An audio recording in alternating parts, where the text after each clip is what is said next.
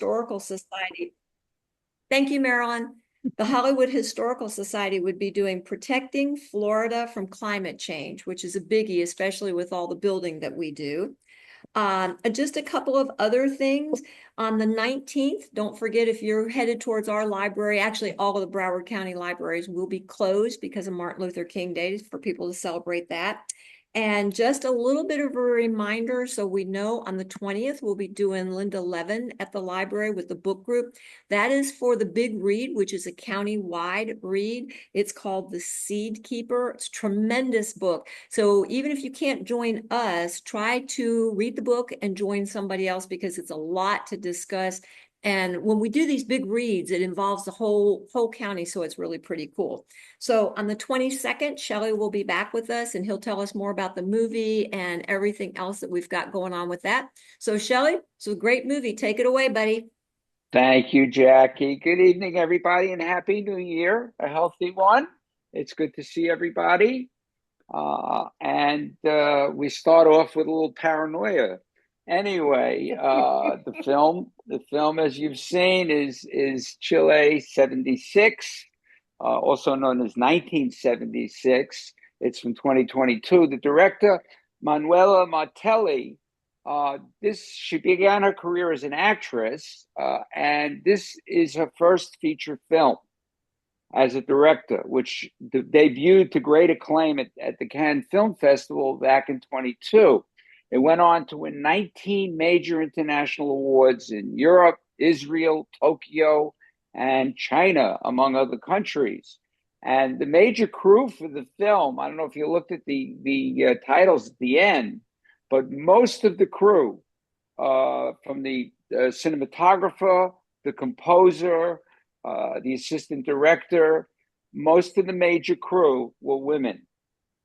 This is a totally driven feminine film. In 1973, and taking you back into the history of it for the background, in 1973, you should know the socialist government of Chile was overthrown by a military junta led by none other than General Augusto Pinochet.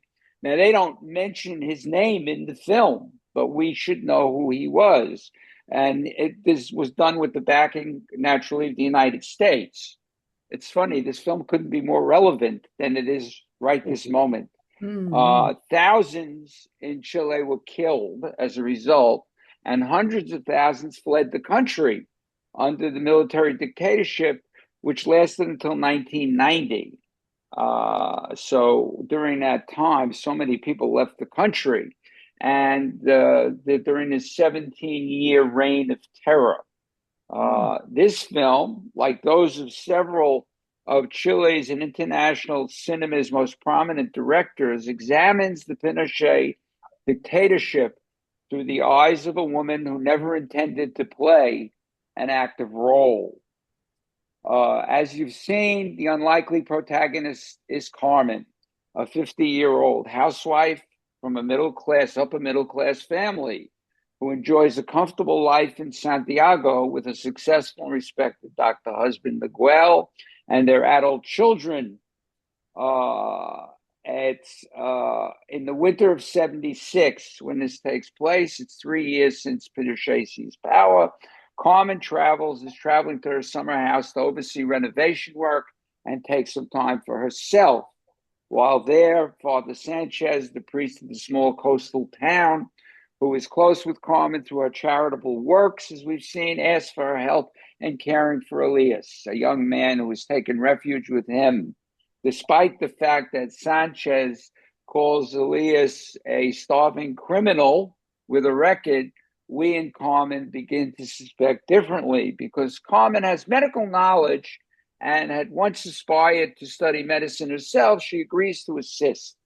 Her relationship with Elias will force her into making decisions that can ultimately put her whole family in jeopardy. This decision marks a profound shift in her agency. For years, Carmen has lived a gendered upper-class boredom, as we've seen, a straitjacket of fashionable lifestyle and domesticity. By helping Elias, she ceases to be merely the doctor's wife and adopts the alias Cleopatra. She uses her domestic skills, sewing his wounds, sneaking antibiotics by pretending they are for a sick dog, as her own private weapon of resistance. Cinematically, the film is defined by layers, with pleasant everyday facades masking a dark, corrupt, authoritarian underbelly. She travels between the frames, travel within the frames. The foreground and the background is all fraught with meaning. The mise-en-scène in this film is so important to look at, to understand. And everything appears routine and yet is dangerously partitioned. Martelli often films Carmen through glass, if you notice. Glass, mirrors, doorways, car windows, rain-streaked panes, or reflections, as I said, in mirrors, which creates a feeling of a kind of observation. We're observing her, like the goldfish in the jar we see at the beginning in the car. Carmen is a woman in a terrarium, trapped behind the glass of her social status and her growing secret. With the dictatorship's extensive reach in scene after scene, we're forced to think about details that are vexing.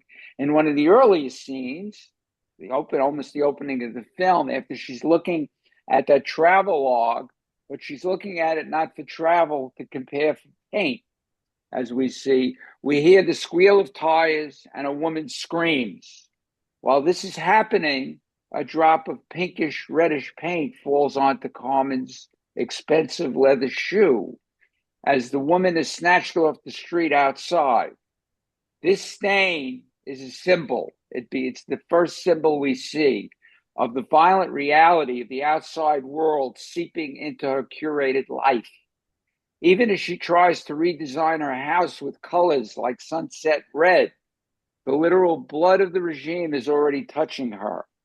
Carmen's first instinct is to kick the shoe under the car, yet she pulls it out and looks at it to hide the evidence of violence from her sight. The sense of paranoia is heightened by the sound design, which is incredible in this film, and the score, the music score, which blends electronic and orchestral music with a 70s kind of vibe. The music often sounds like a heartbeat at certain periods, or a malfunctioning machine. It has that machine sound, acting as an indicator of Carmen's anxieties, which are well justified. We hear an odd noise on the phone when she's speaking to her son. A strange man in a cafe takes a strange interest in her, questioning her. Is it just happenstance or a dictatorial intrusion?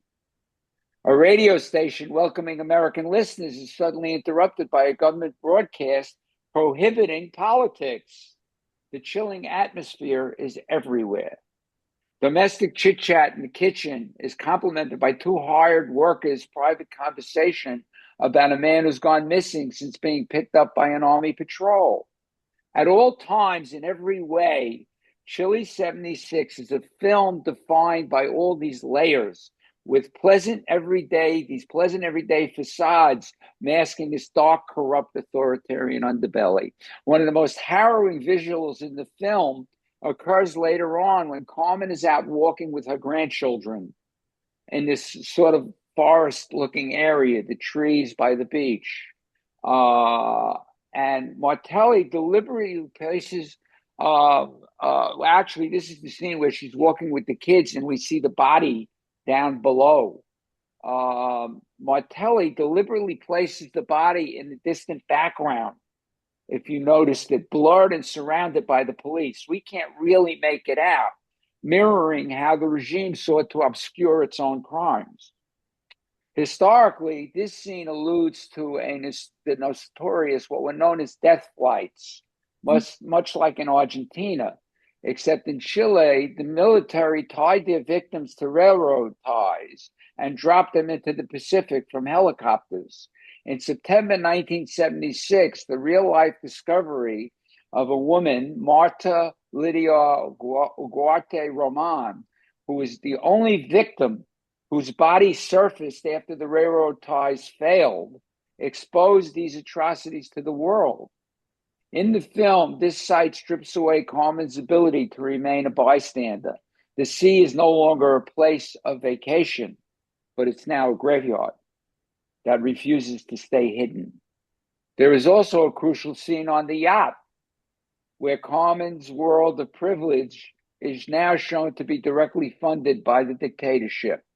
As she listens to her husband and his boss discuss the financial benefit of what's going on, the kickbacks they receive from the Pinochet administration, Carmen becomes physically ill, especially when she sees the woman reach for her husband's hand while he's holding the tiller. And you could see she's beginning to suspect a lot more about her husband. Her nausea is not just from the sea. It is this thickness of realizing that a comfortable life is built on a foundation of corruption and disappearances and falsehoods. It's the body revolting against the mind. I've seen this in another film recently, and some of you, I think, we discussed it, Zone of Interest. If you've seen that film, the same thing happens in that film where a character gets physically ill because his body is revolting with his mind, rebelling with his mind. Anyway, Martelli's movie, this movie is a sly exercise in genre. It shows how political repression can squeeze a domestic melodrama until it becomes the form of a spy thriller. I mean, it has you can see a lot of Hitchcock in this film, in the way she structures the film, with the sound, character constantly walking. We see it from the back. It's such an interesting story.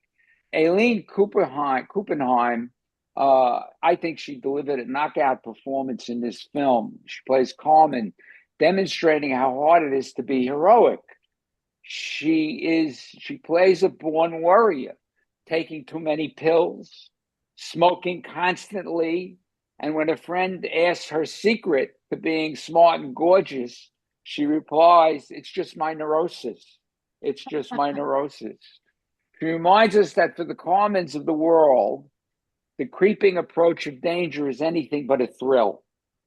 There is a fabulous scene shot from her point of view inside her car when she's at a police checkpoint. It's getting dark. And as the cop walks away, she's waiting in the glow of the dashboard. We see her whispering Hail Marys under her breath, hoping this is not going to, what might happen won't happen. The camera stays close to her face, showing every flicker of terror in her eyes. The film was shot partly in Las Cruces, a holiday resort town that has remained relatively unaltered since the 70s. So it has that same look in it. The look of crumbling building facades and wood-paneled interiors creates a world that is both worn and at the same time warm. Pinochet, as I said, was rarely mentioned by name, but his presence is ever present. He's a shadow over every conversation. In the scenes, and you've seen the film, and I didn't want to go over every scene. I'll leave some for you to discuss if you want to, but the scenes with Elias, when she talks to him and starts to bond with him to understand what's going on. And when she finally returns with the shoes and finds that he's been taken and Father Sanchez is gone, she looks at the housekeeper with tears in her eyes and saying, "I killed him. I killed him." As the film concludes, though, the tension does not resolve with her, almost as we see in a penultimate scene, when somebody comes to the house and says she lost her papers at the place where the kids were running around in that little forest. It doesn't end with her being taken away or a gunshot, but rather with the chilling normalcy of a child's birthday party. and the child is now wearing the dress that she wore on the boat. We see her starting to cut it up, and now the child has that little cat suit on. And she's forced to put a smile on and serve that cake while her internal world has totally fractured. The final shot of her face reveals that her neurosis is hardened into a permanent mask of fear. Martelli's movie is so finely controlled and made with such assurance. It lasting little more, the film lasts a little more, like 2 minutes more than 90 minutes. Imagine that tension enduring as it did in Chile for 17 years. Mm. Imagine that tension, that paranoia, that anxiety lasting for 17 years. I mean, I don't have to get into the politics and the relevance of the film. I think it should be quite apparent to all of us. I thought it was an important film to show at this moment. It's serendipity, by the way, that we're doing it today. But, you know, because I planned this over a month ago. But I think you can feel where I was going with it. Anyway, I now want to open it up. I think this is a film that deserves a good conversation, and I'm hoping you all have something to say about it, or most of you, or any of you. So, who wants to go first? Who wants to jump in with the first comment? Who's going to break the ice tonight? I'll do it. Okay, thank you, Phyllis. So, I'm sorry. Karen has her hand up. Okay. Thank you, Phyllis. Karen, go ahead. You got to unmute. I just wanted to say I thought it was a really powerful movie, and to watch her transition from, you know, just being an ordinary housewife to getting into the reaction, or seeing what was going on in the world outside of her house, and then, you know, doing all the things like the clandestine things, like going out and going from different to deliver information for the young man. And it was just, I thought it was amazing to see that. And I also, I know you mentioned the music, and I really thought that was great, how it supported the action, you know, like when she couldn't find the children and they were playing hide and seek. And yeah. But anyway, I really thought it was a very powerful movie, and I enjoyed it very much. Right. All these moments are symbolic of what's going on in the film. I mean, you know, the hide and seek, and that's what she's been playing the whole time. You know, and then she catches that glimpse in the mirror of a man, which frightens her right then and there. Okay, thank you, Karen. Okay, Phyllis. So yeah, I mean, this film shows us how important cinema is in our understanding of the world, and there are other films on Chile which are very important. The Battle for Chile 1, 2, and 3, and it traces the coup inspired by the CIA, and then the rebellion by the students. And I haven't seen the third one. I just saw that there is one, and also Nostalgia for the Light, and Patricio Gutierrez is the director, and it's just you know, it brings this outrageous history to our consciousness. So I was really interested to see this film. The other films are more in your face.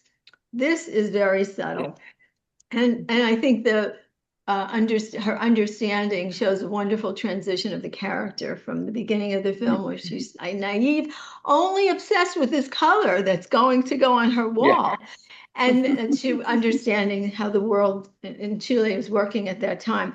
And it sort of reminds me of The Official Story, where you have this housewife who's adopted a child, and little by little through the film, she realizes this child is not was not okay to adopt. It's you know, stolen from one of the victims, and it transforms her life at the end too. So you wonder what's going to happen to this character in our film today, how she manages to go on with this life. I don't think she can. Well, what's interesting is, when the first, right from the get-go, when she's driving back to the summer place in the car, she's immediately popping pills. She's smoking cigarettes. The next scene, her husband's waking her up and she's in a fog. So we already know that she's in a whole melee's here. She's fallen into this, which this brings her out of it, but not necessarily in a positive way. It just it gives her action. It gives her agency, which is interesting. And we're wondering which, and she really tries to live up to the moment.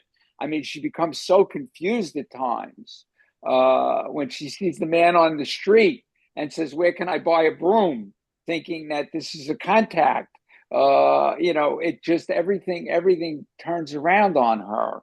When the woman she meets, when she's holding the bread, and she says, "You could put the bread away." She's like naive about certain things, and she's playing a role that she's not used to, yet she somehow is trying. She's trying, and then feels the failure when she goes back to the house and finds that Elias was taken and the priest was sent away. So you can't, will she go back into that melee's? Will she go back into sort of a hypnotic form? Now, the director based this on stories she heard from her grandmother and her mother. She was born in 1983. So she was born in the middle, in the latter part of the regime. So she was too young to really understand what was going on. But as she got older and Pinochet was gone, her mother and her grandmother told her stories about what went on. And that's what she was able to use as source material. Very interesting. But thank you, Phyllis. Terrific. Bobby and Nancy, I see you. Well, Bobby? I found it very, oh, am I, Yeah, can you you're hear on. me? Okay. Yes. I found it very interesting because even though I'm a lover of history, I did not know this history of Chile. So I watched the movie without knowing the history, and then I went and looked it up. But what struck me is what you were just saying was, among other things, the pills. Because my mother-in-law at the time, I mean, I remember very well at the time, most males and doctors and whatever, they kind of figured if a woman was that age ago, that she was probably going through whatever craziness, here, have another pill. It'll take care of it. This one doesn't work. Try another one. Mother's Have a little cigarette. helper. I can remember, this, and it kind of came back to me as I'm watching this. And then when I went and looked at the history, it was an absolutely wonderful movie, superb movie. Her acting was wonderful, as well as, everything else that went with it. Um, I thoroughly enjoyed it, Terrific. and learned a lot. Good. Yeah. That's great. Thank you. Nancy, you got to unmute, Nancy. Go. Okay. There you go. Loved the film. And I couldn't wait for Susan to watch it and talk to me about it this afternoon. I was particularly drawn by this scene when she was doing the Hail Marys in her car, Uh-huh. when she was, just praying and hoping and praying and hoping that she was going to be okay. And I assume she was doing this for her. I mean, prayers are often outwardly directed, but I do believe this was inwardly directed.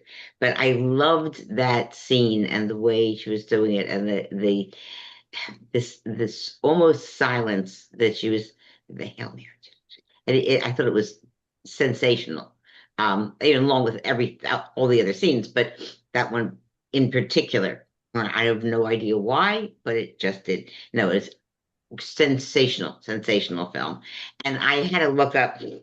I did double check my knowledge of history. I went and I looked up. I said, I think we supported this takeover of this regime with Pinochet, as we've done so many times. We say, oh yeah, great, he's a terrific guy. Boom, turns out Uh, not to be. Yeah. Right. Exactly. And so I was correct that he wasn't such a terrific guy. And yeah. that's all. So I'd say. Oh, great. Bad Great. guy. Thank you, Nancy. Thank you. Susan, I was waiting for you. Pauls, jump right in there. Yes, Hi, now I'm here. Susan Pauls. Hi there. Hi, Nancy. Good to see you I again. said, yes, We both love this film. Um, I do a little film group here at the assisted living place where I live, and I don't know if I can do this or not because some people don't like to be disturbed Yeah. and Mhm. challenged this kind of way.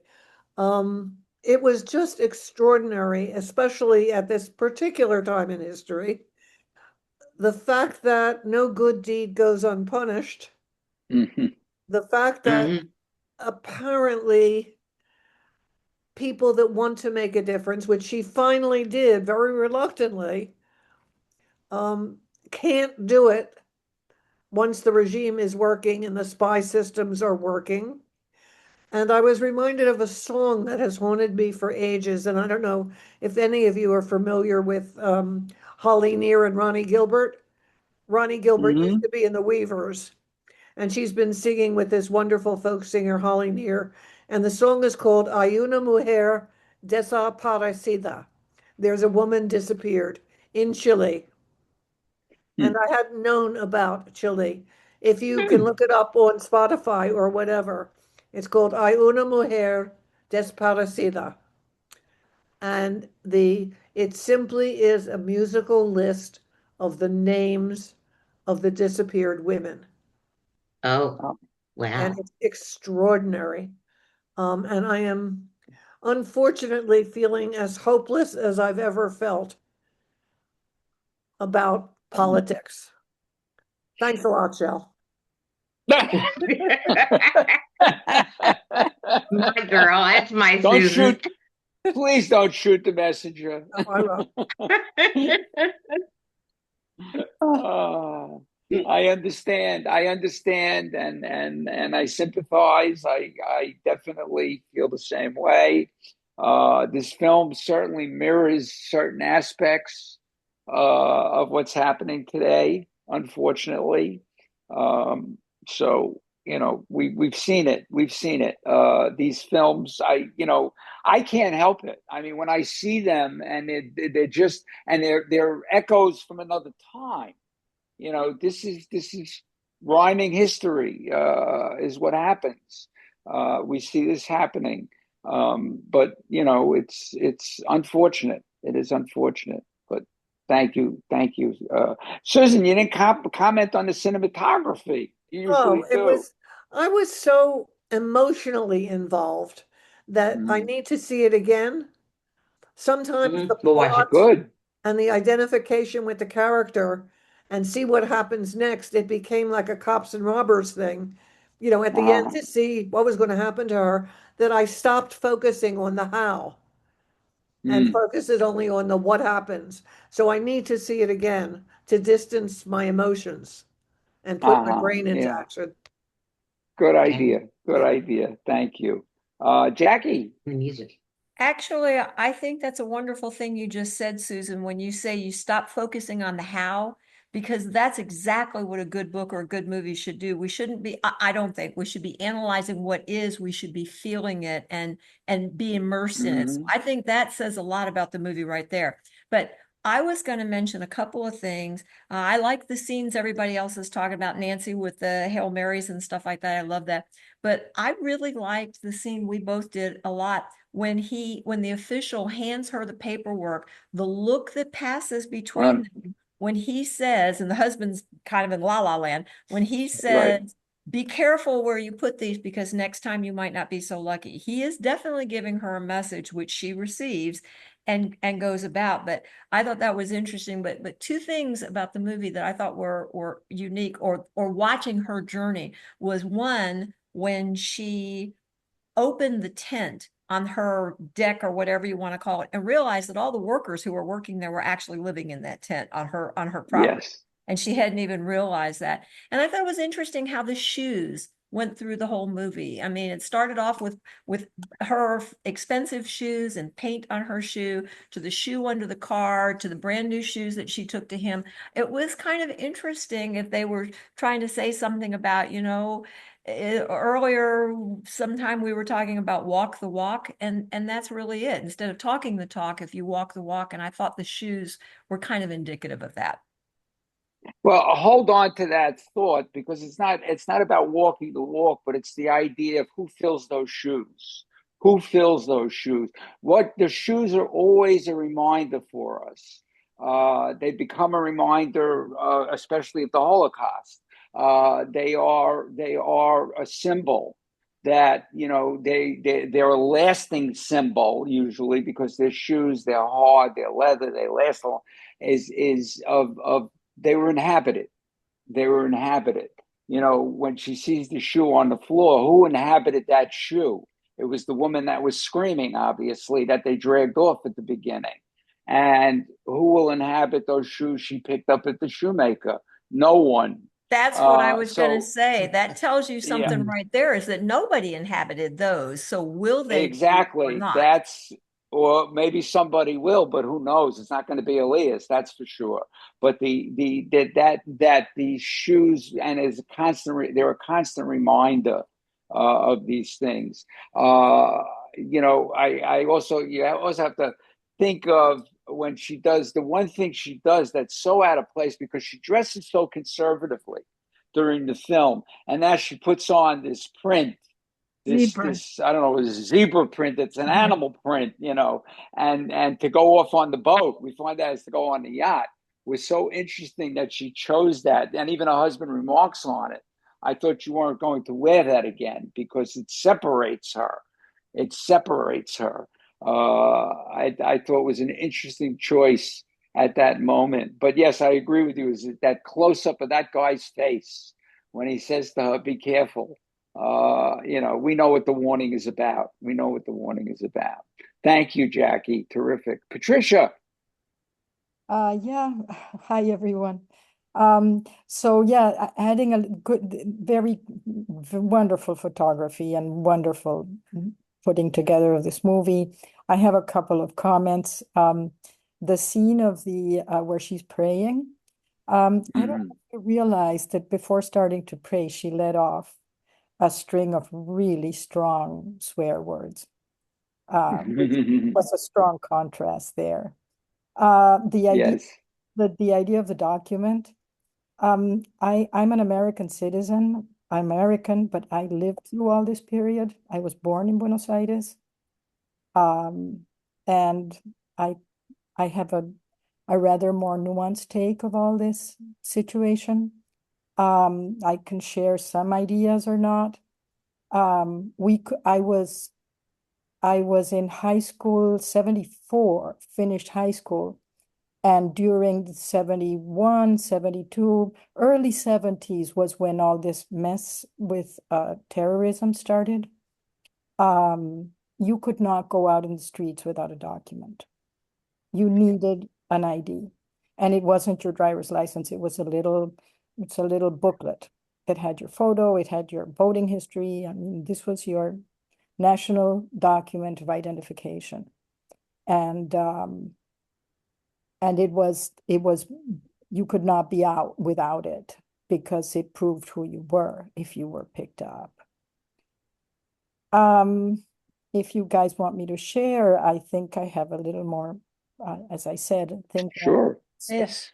so black. Yes, please. I survived a kidnapping attempt in 1974, and I was 16. So if you think about it, the equivalent military coup in Argentina occurred 3 years later. It occurred in 76. Yes. But 69 was the year that terrorism started in Latin America, especially Uruguay. It started in Uruguay with the Tupamaros, and they killed Dan Mitrione, who was a CIA guy. And that started a very strong movement of violence. It started by the leftist backed terrorists undermining democracy in Uruguay. It spilled over onto Argentina, and you had the Montoneros. And they were, the group came from, people that lived out in the Monte, which is, the jungly areas of the north of the country, up against Paraguay. This is where they trained, which, by the way, became Hezbollah training camps 10 years later. So you had all these movements in the early 70s, which were in a part justified by the Catholic Church, the Third World priests, who said they justified violence to achieve social justice. And so they backed this violence, which started probably after Che Guevara left to go to Cuba. And so really the early 70s, and what these stories don't show is the previous background of where the military coups came from, you see, because societies had been very organized during the 50s. My dad went to work there, and he built factories, American factories all over South America, see? And these countries had same constitution as US. Sometimes there were military dictatorships. It was the beginning of the Cold War in the 50s and the 60s, but it was ideas. It was ideological. It was like in Europe. You had the Communist Party, you had the Socialist Party, you had the Right Party, you had the Christian Democrats, whatever. I think the early 70s marked a transition to violence, started by the terrorists, you see. And I mean, and nothing of this is said. And early 70s, people were anybody that had any money or any position got kidnapped. In those days, it was like the Bunges, a huge family in Argentina. Both Bunge and his partner Born had to pay $60 million for ransom in 1972, I think it was. $60 million in 1972. Could somebody sort of like give an idea of how much that was today? You see, $60 million back then. And, if many of my friends had to leave the country because their parents were, they were executives of companies. And if my dad hadn't died the year before, we would have had to run away. But I nearly got kidnapped while I was in high school. I had to be scurried out of my high school in the trunk of a car that went into the dining room of the school to hide me, you see. And my godfather's son got kidnapped and disappeared, never saw his body again. And my godfather paid tons of money to try to get his son back. And all of this kidnapping was to buy arms for their fighting. You understand? This is this is my personal history there, you see. So where there had been in the 50s and the 60s, quite well organized. I mean, Uruguay, Argentina, and Chile were expanding and doing extremely well after World War II. And then we became a theater of the Cold War. So what I'm getting from what you're saying is, yes, it became a theater, but the actors weren't the Chileans. The actors were the US and Russia. But the actors were, but the population was being polarized. So yeah, they became the puppets. Well, I don't know, Shelly, if you can call it puppets. I just want to know the difference between, let's say, the 60s, maybe the very early 70s, I'd say the 60s. The Cold War down there was ideological.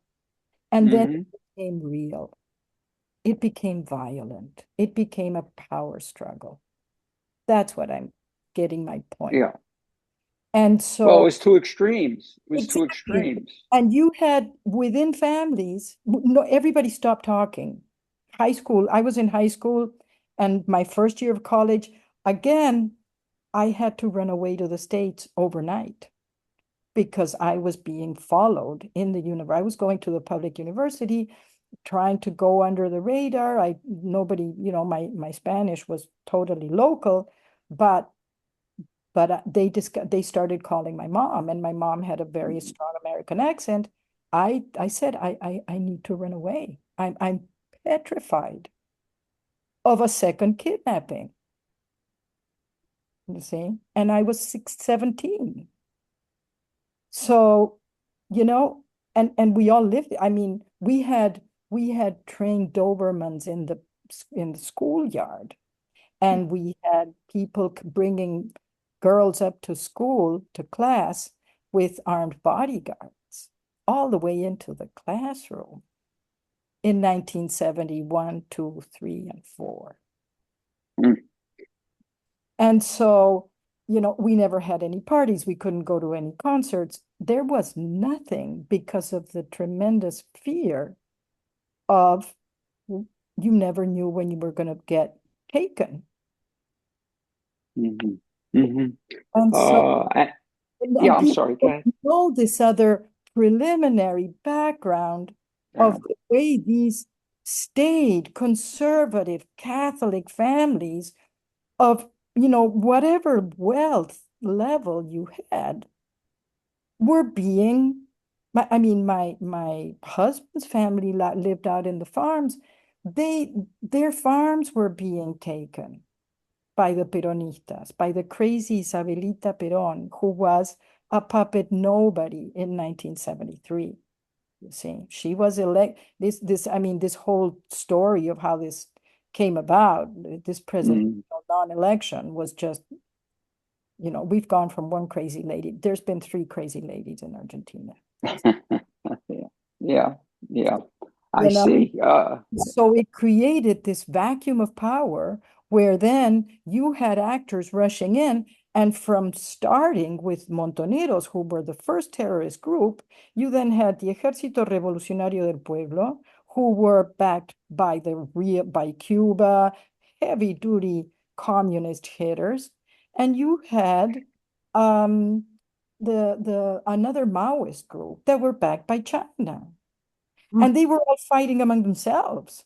So, Well, I you know, the, forgive me for interrupting. I think that's what you're pointing at right now is the importance. This film exists for what it does, in terms of this story. But exactly. what we should do, and what you're pointing out, is something that I always believe in, is if you see a movie like this, you should study what brought this about. How did it happen? Where did it come from? And Who's involved? We should, it used to be years ago on American television, NBC used to show a program, and then they would say, read all about it. right. Go, research, learn. And That, that's exactly what you're doing for us here. yeah. Yes. I'll give you another background. I think Allende, the communist president, was elected Yes. the communist president in, I think, the early 1970 or something like that. I think Yes. Yes. 2, 3 years. I had in my school in Buenos Aires, Argentina, there were families coming in from Chile escaping the madness because all their lands were taken, all their factories were taken. And the worst thing is, not only were they stolen, because Allende socialized everything, Mhm. and the workers, quote unquote, took everything. Nobody worked. No farm was functioning. And I mean, one of my close friends, I became close friends with a Chilean girl whose father had an egg producing farm, right? And after 3 years, when Pinochet, somebody said, I remember this conversation, are you going to go back to Chile? He says, I don't have the capital. This is all destroyed. Nobody worked. Mm. So we have Yeah. Animal Farm all over again. Yes, yes, I understand. I don't want to forgive me. I want to leave leave other people for talking, but I appreciate everything you've I, said. I Really, just thought of a nuanced, everything always, nothing is black and white. This is I'm sure you can go on all night about this, without question. And this And was, when I see you, you will. yeah, right. But this is, Okay, let me move on. Let me move on to those who haven't spoken yet. Sandra Lefkowitz, and then Marilyn. I saw you. Hi. Hi. I want to thank Patricia for sharing her story, first of all, because for me personally, she gave gravitas to the film that I was not reached. I heard what everybody said, and I'm sorry, but the reason for me to have seen the film was because she spoke. Because what I was missing, the visual I understood. I don't know if it was because I don't speak Spanish. The script as in English didn't work for me. The camera work was fine. There was nothing wrong with the film that way, but I was missing the soul of the film. And Patricia gave it a soul. She gave it a sense of, for me, something that the acting was technical. She wasn't technical. This was her life. And if I had seen that in the film, which I didn't see, I didn't get it. And it's not because I didn't understand the history. It's because it was history. And that's what the film was, a little bit of history. But history is without a soul. History is a fact, a series of facts. Who's telling the facts?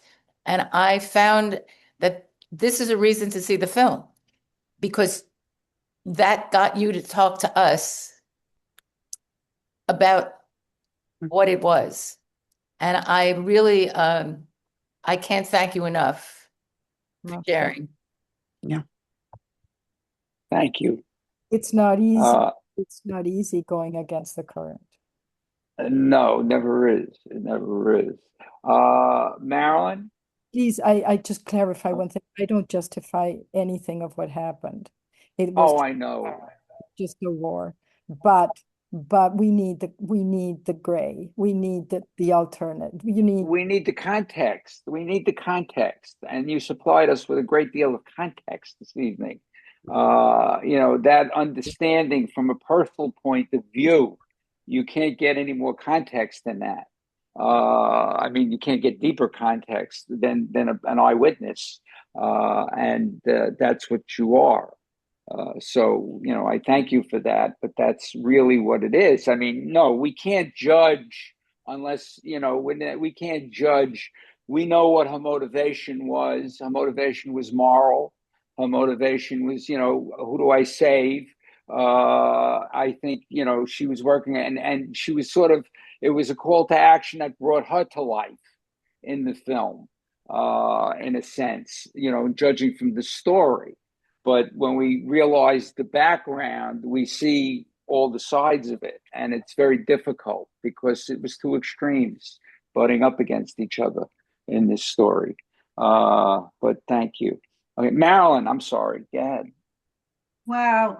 First of all, thank you, Patricia. You just took our wonderful discussion up a notch and not going to forget this. Another dimension. And yes. you must, I mean, I could just imagine how harrowing it had to have been. And thank you for sharing.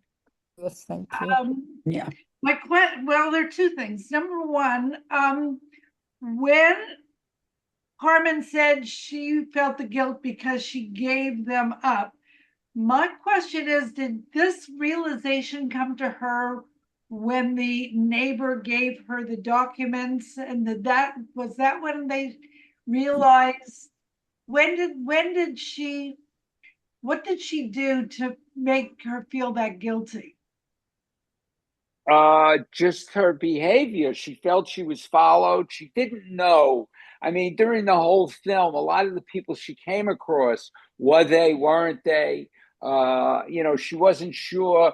The guy in the restaurant, what was he all about? Maybe he was just coming on to her. But then again, maybe he was working for the government. You just don't know. All right. I Yeah, couldn't but figure out if there was something I missed. I thought maybe it was the no, because that was a penultimate scene when he gives it back to pay when he finds yeah. the paper. That was just before the party, so that was right at the very end. That was after everything had happened already. Oh, okay. All right. And Yeah. the other thing is the position of the Catholic Church. It was sort of glossed over. But unless I heard it wrong or saw it wrong, it seems to me that the Catholic Church was in their good graces until they realized things were not going the way the church thought it was doing for the better of the people. And at that point, I guess Pinochet took issue with them. And it was at that point that they took Sanchez and Elias because they went against the church, or did I not see that properly? Like, I think that Pinochet and the church at that point at the beginning were in sync. And I got the impression that the church got it and was pulling away. And at that point, Pinochet said, well, if you're pulling away from us, and it was because of that.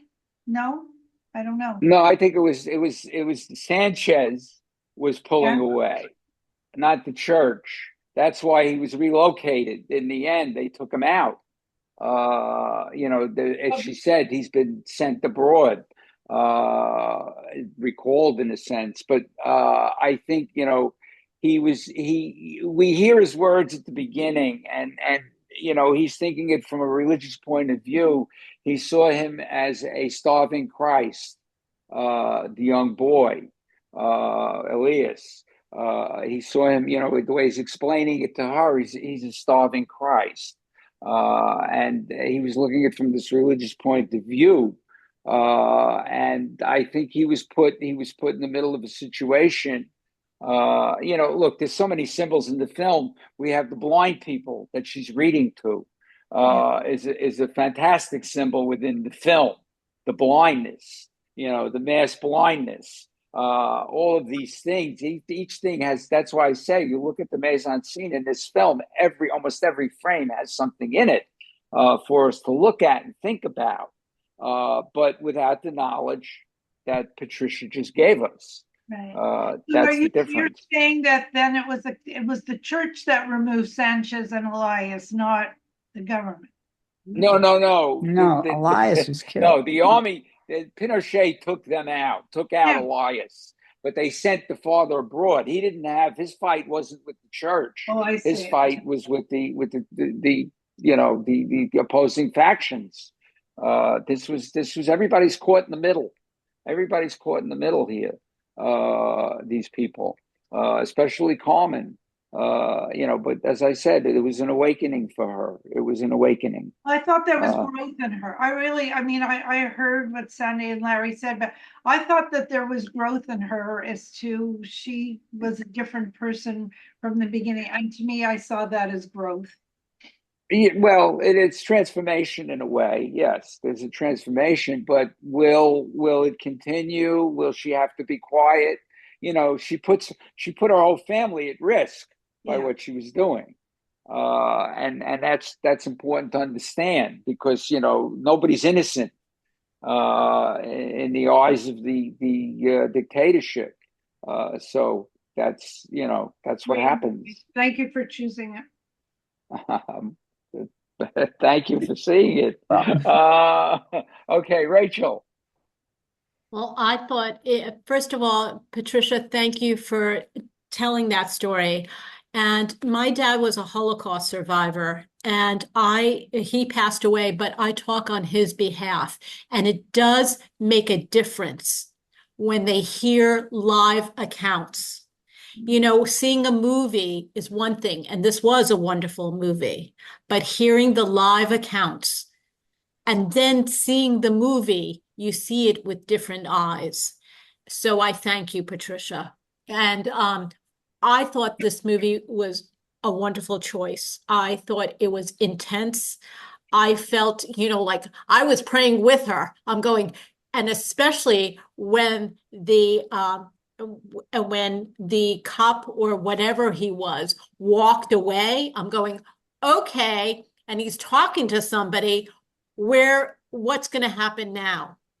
And even when her grandchildren disappeared for a moment, I'm going, oh my God, no, this better not happen in this movie, because that, I wouldn't be able to handle that one, so I really thought that way, but this is where my mind went. I felt her panic. I felt her worry.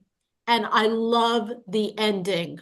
When she comes out, it was very symbolic with this birthday cake and everybody's supposed to be celebrating, and you see her agony, the tears that she has inside, and that she really is trying to put on a brave face because the family doesn't know about this. And there's really not, she's not sure who she could talk to in regards to it. And even the boy that she was helping, he was thankful that he didn't know her name, because if I was tortured, I might give you up. And at that end scene, when she's talking to that woman in the church, and she goes, "You haven't seen me, you don't know me," and I'm thinking in my head, if push came to shove, she might tell, if she got tortured or something like that. This is where my mind went. And it was a very intense movie, but wonderfully acted for me. And I thought the subtlety, and it didn't have to have a lot of dialogue. You felt the looks, the stares, even when she was on the boat, that was the upper crust, like talking like very snotty, and I just love the movie. So thank you for choosing it. And thank you again, Patricia. Thank you. Let me, you bring up, that scene and based on what Patricia was saying, that scene when she's sitting there in the car smoking the cigarette and the kids are playing hide and seek. Now, we're sitting there thinking, well, maybe the police are going to come and grab the kids or could grab the kids. But no, the other side could grab the kids based on what Patricia's saying. Am I getting somewhere with that? They wouldn't have taken her. I mean, her husband was a doctor. They were kidnapping. They needed industrialists. Yeah, huge bucks. So it was the big companies okay.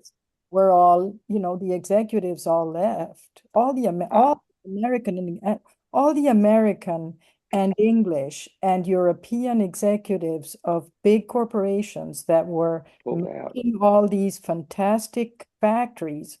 I mean, this was industrialization post World War II, and it was a lot of European and American investments that were making these countries grow and creating jobs. And I mean, you had Ford and you had, Coca-Cola, and those people all left. I mean, and all these factories that my dad built, they're all gone. They all got taken in the second round of madness because, or actually they started going under because the workers were just during those 3 years of the crazy lady, So, yeah, it became a battleground. It became the battleground. And this is where my just last comment is, war is terrible. Any kind of war is terrible because the individual needs, Carmen and this boy, Carmen helps this boy because it's this individual one-on-one contact. Right. Superseded any ideological difference. So it's very easy for us to throw words around and ideology around and get on our high horse when there's no cost to it. Mhm. Yeah, well, this was a moral choice on her part. It's it's a humane choice. If you It's may, yeah, a nice phrase that I'll share. A priest said to us once in a sermon, you're supposed to love your neighbor, right? And he kind of makes a joke about it. And then he says, who is your neighbor? And the neighbor, and then his answer was, the person who crosses your path.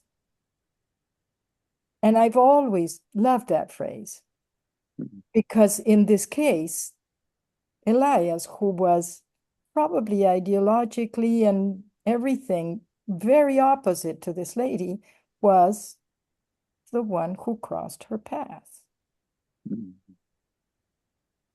That's my. But that's what exactly the point is, and it's not religion. It's not. It's this is the humanity of the film. It's the humanity of the film. It's the fact that these are two human beings crossing their paths, and one needs help, and the other reaches out and gives him the help.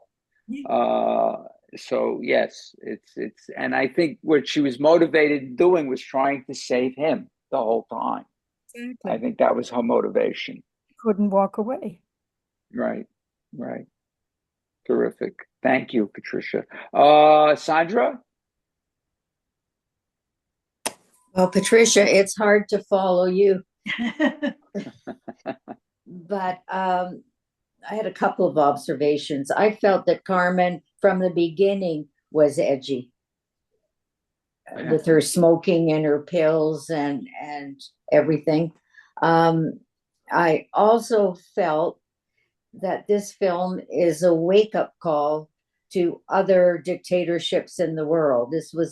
And that we should be aware, like this is going on all over the place.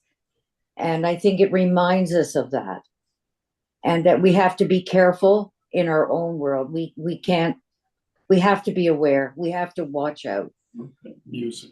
Pardon? And I found the music difficult. That electronic, to me, it was intentionally. No, but it was more, it got so shrieky, I had to cover my ears. Yeah. I guess it was intentional, but I found it difficult.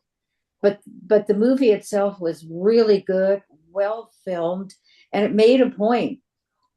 It made the point, I thought, of what these regimes are like, what they can do. That was the 70s, but it's nothing new. Today's. No. So anyways.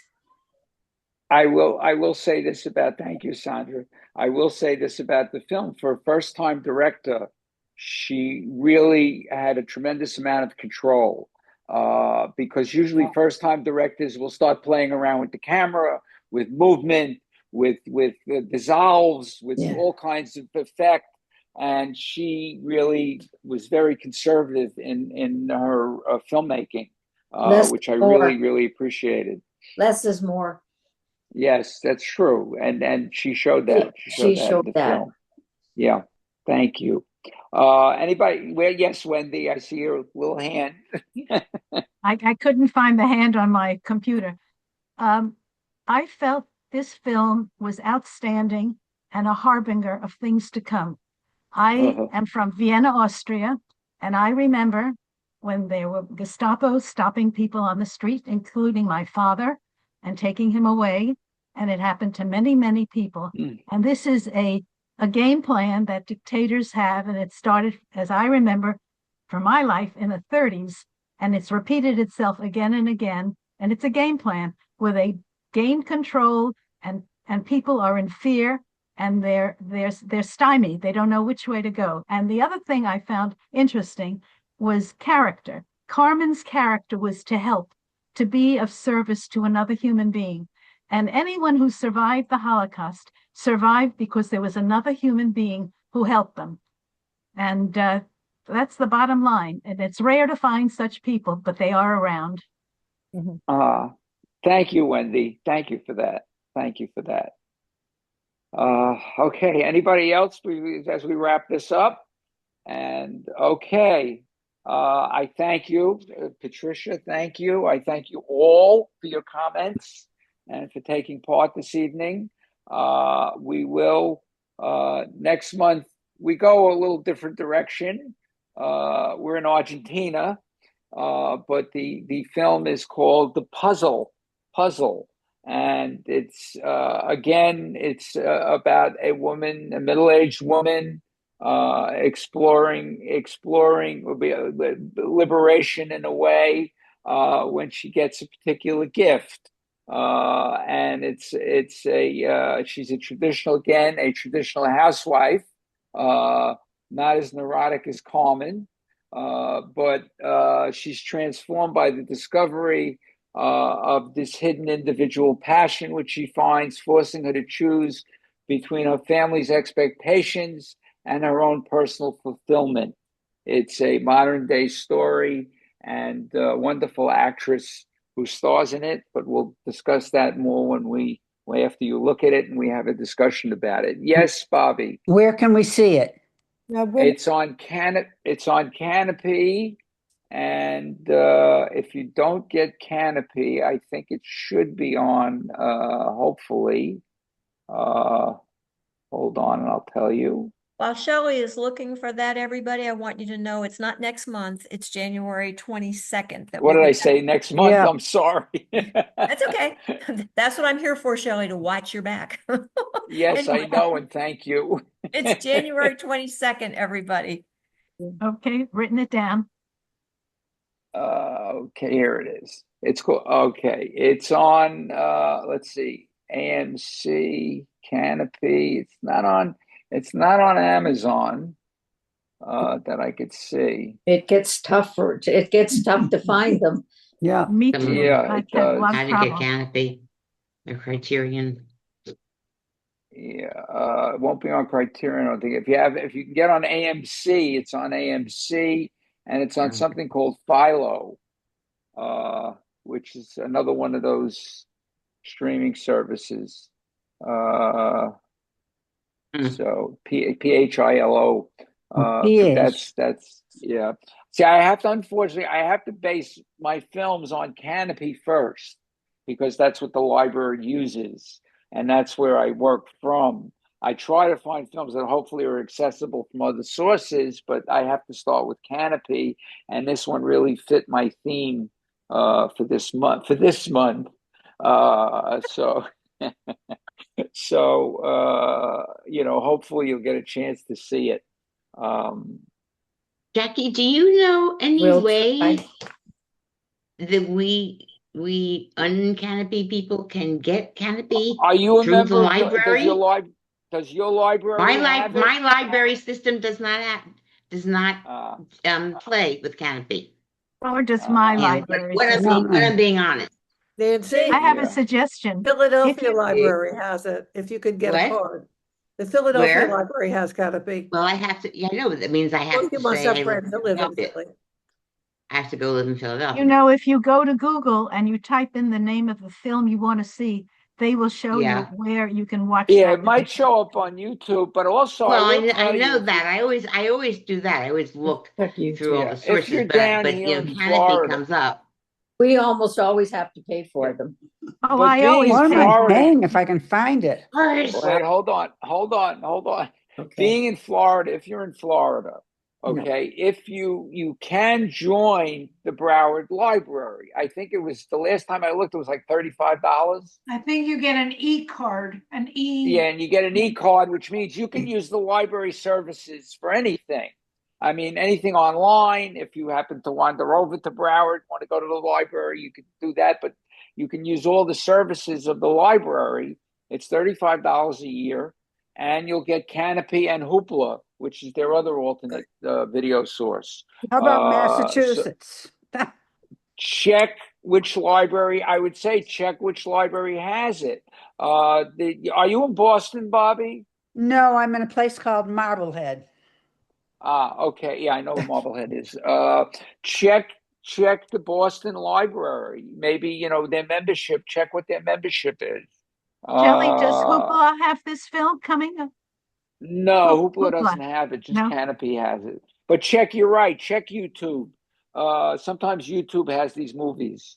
Another You know, another thing you might want to think about doing too, and I've done this. I have nieces and nephews. I bet everybody's got grandkids wherever they are. right. I use their address and Use have their library cards address. Yeah.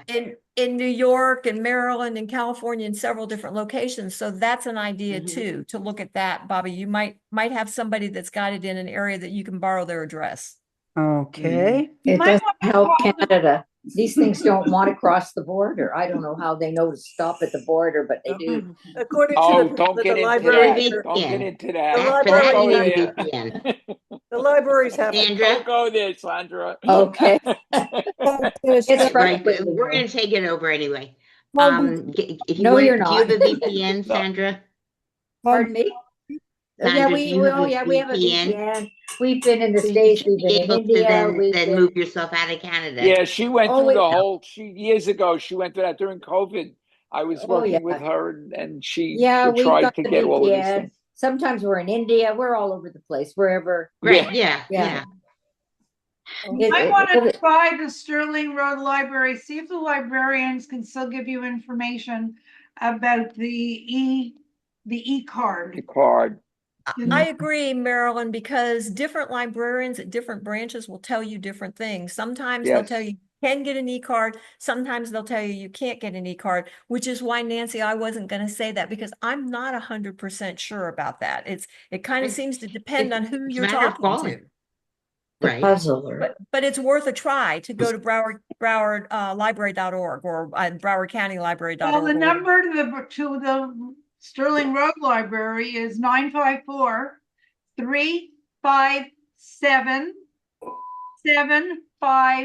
954-357-7550.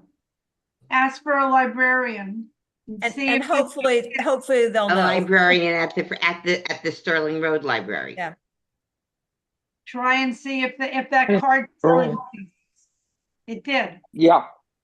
Yeah, it did it one time. Even when you go on the web, it shows different things. And so Exactly. it's very you've tried that, haven't you, Wendy? I've It's had a very lot of trouble with confusing. that. One place on the web will say you can, same thing with Miami-Dade, and one place on the web will say you can't. So, I'm not really sure. But like I said, Okay. it works. All right. Jackie, I have something. Non-resident all access card is valid for a year. It's $38. Yeah, so they raised it by 3. So that was where?